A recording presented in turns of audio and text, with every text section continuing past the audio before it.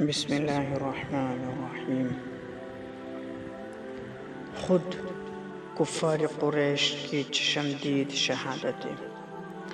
اس کے بعد قریش نے پھر بغرض امتحان دریافت کیا، اچھا بتلاؤ ہمارا قافلہ جو ملک شام کی طرف گیا ہوا ہے کہاں ہے؟ آپ صلی اللہ علیہ وسلم نے فرمایا، فلاں قبیلہ کی ایک تجارتی قافلہ پر مقام روحہ پر میرا گزر ہوا تھا، ان کا اونٹ گم ہو گیا تھا، وہ سب اسی کی تلاش میں گئے ہوئے تھے۔ میں ان کے کھجاؤ کے پاس گیا تو وہاں کوئی نہ تھا، ایک کوزہ میں پانی رکھا ہوا تھا، وہ میں نے پی لیا۔ اس کے بعد فلاں قافلہ کے تجارتی قافلہ پر فلاں مقام پر ہمارا گزر ہوا۔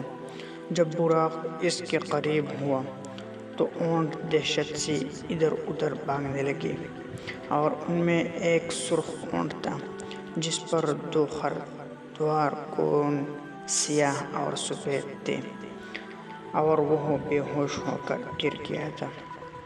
اس کے بعد فلاں قافلہ کے تجارتی قافلہ پر فلاں مقام پر ہمارا گزر ہوا، جس میں سب سے آگے ایک خاکی رنگ کا اونٹ تھا، اور اس پر سیاہ ٹاٹ اور سیاہ خردوار تھے، اور یہ قافلہ عنقریب تمہارے پاس آنے والا ہے۔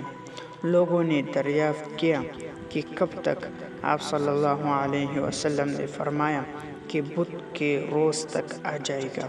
چنانچہ ٹھیک اسی طرح ہوا جیسا کہ آپ نے فرمایا، اور ان قافلوں نے بھی آپ کے بیانات کی تصدیق کی۔